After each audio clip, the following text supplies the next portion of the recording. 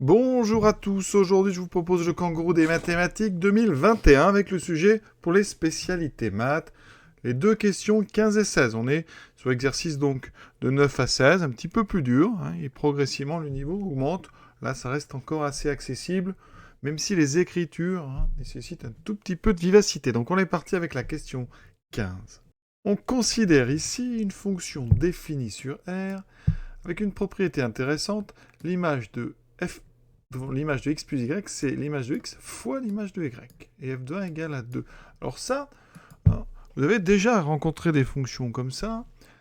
Une fonction très connue, c'est l'exponentielle. Vous savez que exponentielle de x plus y, c'est exponentielle de x fois exponentielle de y. Donc effectivement, eh bien, on a bien pour l'exponentielle, l'image de la somme, c'est le produit des images. Alors par contre, pour l'exponentielle, si je prends f de x égale exponentielle de x, f de 1 n'est pas égal à 2, mais f de 1 est égal à e. Donc ici, pour cette fonction f, ce que je pourrais vous proposer, mais ça n'a rien à voir avec la résolution, ça serait de prendre f de x égale 2 puissance x. Effectivement, 2 puissance x. C'est une fonction exponentielle de base 2, et on a bien f de 1 qui vaut 2.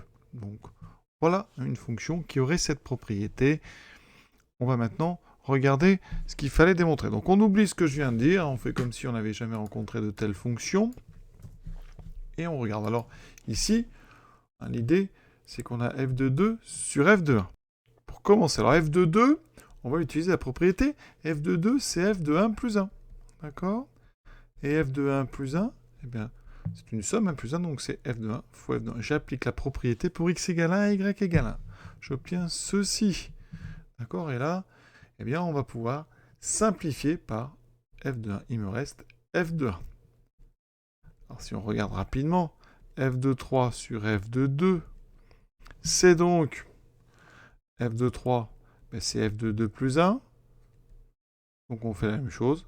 2 plus 1, on dit que c'est f de 2 fois f de 1. Et on simplifie encore ici par f de 2, par le dénominateur, il me reste f de 1. Donc à chaque fois, ce qu'on peut remarquer, c'est que chacun des termes va être égal à f de 1. Alors je le démontre ici, f de n plus 1 sur f de n, pour tout n entier naturel non nul, et bien ça donnera f de n fois f de 1 sur f de n. On simplifie, il reste f de 1. Donc conclusion, chacun des termes de cette somme est égal à f de 1.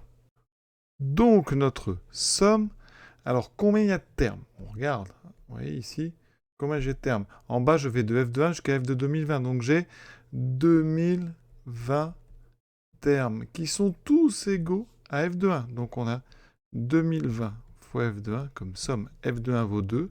J'ai donc 2020 fois 2, c'est-à-dire 4040. Et vous voyez, c'est la réponse A. On a déjà terminé cette question 15. 16e question. Alors ici, c'est une question intuitive. On ne va pas faire des calculs. Un chat farceur déroule un rouleau de papier. Donc vous avez ici un rouleau de papier avec le cœur ici du rouleau. Vous voyez, c'est le vide. Et donc, le chat, on imagine qu'il a accroché ses griffes dans le papier, et ça va donc tirer le papier par là.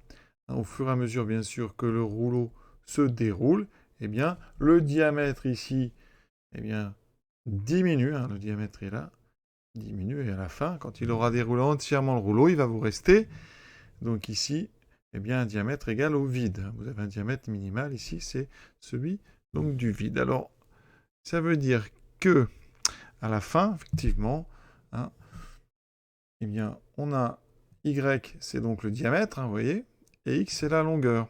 Donc, en fonction de ce qui se déroule, le diamètre va tendre vers ce diamètre minimal qui est le diamètre ici noir. Donc, ici, c'est pas vraiment intéressant pour nous.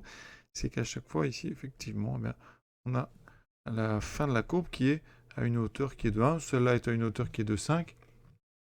Mais ça, c'est pas un argument qui est décisif. Ce qu'on peut remarquer, c'est qu'au fur et à mesure déjà que le papier va se dérouler, le diamètre diminue. Ce qui élimine évidemment le premier schéma. Et ce qu'il faut bien comprendre, c'est que au départ, quand vous allez dérouler un tour entier, c'est-à-dire 2π fois le rayon de votre rouleau de départ, vous allez avoir ici une certaine perte de diamètre qui correspond à l'épaisseur un petit peu de la feuille. Et plus vous allez tirer de papier, plus votre diamètre va être petit. Donc, pour une même longueur de papier, vous allez faire de plus en plus de tours. Ça veut dire qu'au fur et à mesure donc, que le papier se déroule, le diamètre diminue de plus en plus vite. D'accord ?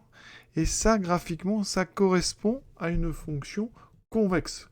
On doit avoir vraiment ici, quand x progresse, des variations ici de y, qui sont de plus en plus grandes. Donc on doit avoir une courbe qui est plutôt dans cette forme-là, forme convexe.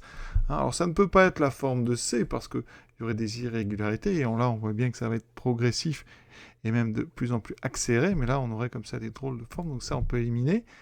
Ici, le premier, ça correspondrait à une constante, ça veut dire qu'au fur et à mesure que le papier se déroule, le rayon diminue progressivement. Mais c'est pas vrai. Au début, eh bien, il faut plus de temps pour faire un tour qu'à la fin. Donc ça doit accélérer. Et donc, c'est la forme ici de E, qui est une forme ici concave, dans laquelle les pentes, finalement, accélèrent. Parce qu'au fur et à mesure, pour une même longueur, vous aurez plus de perte de diamètre. Et donc, ici, intuitivement, on va répondre la réponse E. Donc, réponse de la question 16, c'est E. Et pour ceux que ça intéresse, on va attaquer maintenant les questions les plus dures. Donc, question 17, je vous laisse chercher et on fera le corriger plus tard. Voilà, à très très bientôt.